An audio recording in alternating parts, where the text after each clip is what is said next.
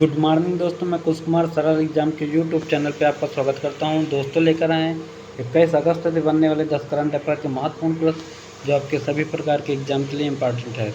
और उससे पहले सभी दोस्तों से मेरा निवेदन है कि इस वीडियो को ज़्यादा से ज़्यादा लोगों तक शेयर करें और क्लास अच्छी लगी हो तो लाइक और सब्सक्राइब करना ना भूलें। तो शुरू करते हैं। हमारा पहला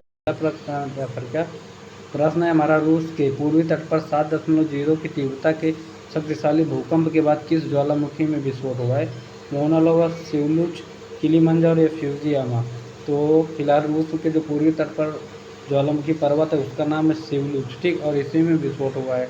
अब इसके बारे में बात करें तो रूस के पूर्वी तट पर 7.0 तीव्रता के शक्तिशाली भूकंप के बाद शिवलुच ज्वालामुखी में विस्फोट हुआ है और उन्होंने चेतावनी दी कि एक और भी अधिक शक्तिशाली भूकंप आने वाला है और अब सुनामी का भी खतरा मंडरा रहा है। विस्फोट के कारण राख का गुबार 5 किलोमीटर की ऊंचाई तक फैल गया, जिसके कारण कामचटका ज्वालामुखी विस्फोट प्रतिक्रिया दल को हवाई यातायात के लिए अस्थायी कोड रेड चेतावनी जारी करनी पड़ी।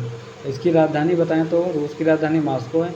राष्ट्रपति वर्तमान में व्लादिमीर पुतिन और पीएम मिखाइल मिशुस्टिन है, ये दोबारा बने, ठीक। और आगे बात करें, नेक्स्ट हमारा प्रश्न है 19 अगस्त को दुनिया भर में कौन सा दिवस मनाया जाता है? विश्व संस्कृत दिवस, विश्व मानवतावादी दिवस, जल दिवस या ये भी दोनों? तो जल दिवस 22 अप्रैल को मनाया जाता है और इसके फिलहाल आंसर ये दोनों होंगे, ए और बी दोनों सही। विश्व संस्कृत दिवस और विश्व मानवतावादी दिवस भी मनाया जाता है।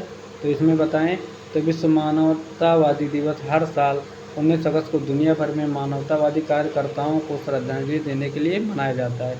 यह दिवस मानवीय कार्यों का महत्व, प्रभावशीलता और सकारात्मक प्रभाव पर प्रकाश डालता है। इस दिन को 19 अगस्त 2003 को बगदाद, इराक में कैनाल होटल पर हुए बम हमले की याद में नामित किया गया था। इसमें इराक में मुख्य मानवतावादी सर्जियो विएरा डी मेलो सहित 22 लोग मारे गए थे, ठीक, इसलिए मनाया जाता है।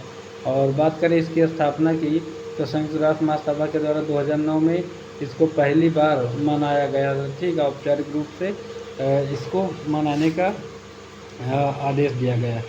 और आगे बात करें नेक्स्ट प्रश्न की तो किस अंतर्राष्ट्रीय हवाई अड्डे ने एशियाई में उच्चतम स्तर 5 का ग्रीन टैग प्राप्त हुआ है? दिल्ली हवाई अड्डा, जिसे इंदिरा गांधी के नाम से जाना जाता है, और बंगलौर हवाई अड्डा, जिसे कैंपेगौड़ा के नाम से जानते हैं। सरदार पटेल है गुजरात में, और ए और बी दोनों, तो इसका राइट आंसर है ए और बी दोनों। इन दोनों हवाई अड्डा को अंतर्राष्ट्रीय हवाई अड्डे में एशियाई से उच्चतम स्तर का 5G ग्रीन टैग प्राप्त हुआ है। और बात करें कैंपेगौड़ा अंतर्राष्ट्रीय हवाई अड्डा एशियाई स्तर 5 मान्यता प्राप्त करने वाला एशिया का पहला हवाई अड्डा बन गया, जो अस्थायित्व में एक महत्वपूर्ण मील का पत्थर है, ठीक।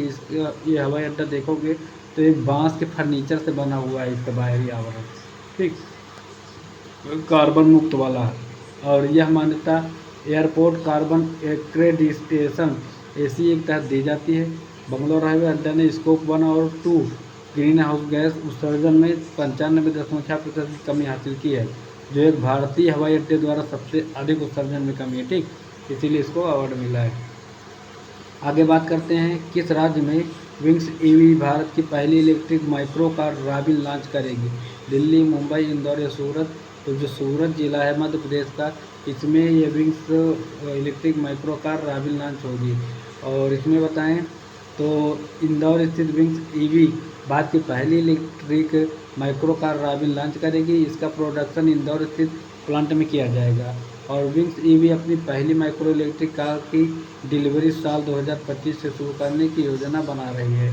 और इसमें बताएं तो इस कार ने देश के 6 शहरों में 300 से ज़्यादा टेस्ट ड्राइव्स को पूरा किया है। और इस कार की लंबाई बताएं तो 2217 मिलीमीटर, चौड़ाई 917 मिलीमीटर और ऊंचाई 1560 मिलीमीटर है, ठीक। और आगे बात करें नेक्स्ट प्रश्न की तो प्रधानमंत्री श्री जीवन योजना अगले कितने वर्षों के लिए विस्तार किया गया है? 6 साल, 7 साल, 5 साल या 2 साल? इसका राइट आंसर होगा सी ऑप्शन, ये 5 साल के लिए इसका विस्तार कर दिया गया है। तो योजना का कुल वित्तीय परिव्यय बताएं तो 2018-19 से 2023-24 की अवधि के लिए 1969.50 करोड़ रुपये है। और इस योजना के अंतर्गत अब तक 12 वाणिज्यिक पैमाने की तथा 10 प्रदर्शन पैमाने की 2G बायो एथेनॉल रिफाइनरियाँ स्थापित की गई हैं, ठीक। और और बात करें आगे नेक्स्ट प्रश्न की, तो प्रश्न है हमारा, किस कंपनी ने 1000 किलोमीटर रेंज वाला स्वदेशी कामी के ड्रोन विकसित किया है? ऑप्शन इसके हैं डीआरडीओ, इसरो, एयरोस्पेस, इसरो या टेस्ला। टेस्ला अमेरिका की एलन मस्क की कंपनी है, डीआरडीओ भारत की है। ठीक, रक्षा अनुसंधान जिसकी स्थापना डीआरडीओ की हुई थी 1958 में। और आगे बात करें इसरो की, इसकी स्थापना 1 जनवरी 15 अगस्त को हुई थी, 15 अगस्त 1969 को हुई थी। ठीक, और आगे बात करें इसमें, तो नेशनल एयरोस्पेस लैब ने 1000 किलोमीटर रेंज वाला स्वदेशी क्रॉनिक ड्रोन विकसित किया है। और आगे नेक्स्ट प्रश्न हमारा, भारत ने चीन में 17वें अंतर्राष्ट्रीय पृथ्वी विज्ञान ओलंपियाड में 3 गोल्ड सहित कुल कितने पदक जीते? 9, 20, 7 या 8? राइट आंसर इसका डी ऑप्शन होगा। इसने कुल 8 पदक जीते। अब इसके बारे में बताएं, तो भारत ने चीन में 17वें अंतर्राष्ट्रीय पृथ्वी विज्ञान ओलंपियाड में 3 स्वर्ण सहित कुल 8 पदक जीते हैं। और भारतीय छात्रों के दल ने 8 से 16 अगस्त 2024 तक बीजिंग, जो चीन की राजधानी में हुए 17वें अंतर्राष्ट्रीय पृथ्वी विज्ञान ओलंपियाड में 3 स्वर्ण, 2 रजत और 3 कांस्य पदक जीते। ठीक, इंपॉर्टेंट प्रश्न है, इसमें से आने की संभावना हो जाती है प्रश्न। और अंतर्राष्ट्रीय पृथ्वी विज्ञान ओलंपियाड पृथ्वी विज्ञान मंत्रालय की रीच आउट शोध, शिक्षा, प्रशिक्षण और आउटरीच योजना के तहत सबसे सफल छात्र केंद्रित कार्यक्रमों में से एक है। और आगे बात करें, तो भारत सरकार के पृथ्वी विज्ञान मंत्रालय MOES के सचिव डॉक्टर M रविचंद्रन ने विजेताओं को बधाई दी। आगे नेक्स्ट हमारा प्रश्न है, वित्त वर्ष 2023 में किस राज्य में सर्वाधिक CSR व्यय हुआ? गुजरात, महाराष्ट्र, पंजाब या उड़ीसा? राइट आंसर इसका होगा बी ऑप्शन, महाराष्ट्र में हुआ है। ठीक, तो वित्त वर्ष 2023 में महाराष्ट्र में सर्वाधिक CSR व्यय हुआ और भारत के सभी राज्यों में महाराष्ट्र 1400 करोड़ रुपए से अधिक के CSR फंडिंग के साथ शीर्ष पर है। और पश्चिमी राज्य ने पिछले 7 वर्षों में अपने CSR एजेंडे पर सबसे अधिक खर्च किया है। और आगे बात करें, 2022 में राज्य को 1413.58 करोड़ रुपए का विशाल CSR फंडिंग मिला, जबकि 2018-19 में यह 1657.12 करोड़ रुपए था। आगे बात करें, हाल ही में 17वां दिव्य कला मेला कहाँ आयोजित हुआ? झारखंड, सूरत, उड़ीसा या रायपुर? सही जवाब इसका होगा रायपुर, जो छत्तीसगढ़ की राजधानी है। ठीक, और भारत सरकार के सामाजिक न्याय और अधिकारिता मंत्री इस समय डॉक्टर वीरेंद्र कुमार ने 17 अगस्त 2024 को छत्तीसगढ़ की राजधानी रायपुर में 17वें दिव्य कला मेले का उद्घाटन किया है। और भारत सरकार के सामाजिक न्याय में अधिकारिता मंत्री डॉक्टर लिप्ट कुमार ने 17 अगस्त 2024 को छत्तीसगढ़ की राजधानी रायपुर में 17वें दिव्य कला का इन्होंने उद्घाटन किया। ठीक, और तो वही है फिलहाल। और इस अवसर पर छत्तीसगढ़ के मुख्यमंत्री विष्णुदेव भी उपस्थित थे। सप्ताह भर चलने वाला मेला 16 अगस्त से 23 अगस्त 2024 तक आयोजित किया जाएगा। ठीक, और आगे बात करें नेक्स्ट प्रश्न की, तो हाल में किससे अल्पसंख्यक कार्य मंत्रालय का विशेष सचिव नियुक्त किया गया? नलिन प्रभात, चंद्रशेखर कुमार, सुमित प्रताप या जैनैन?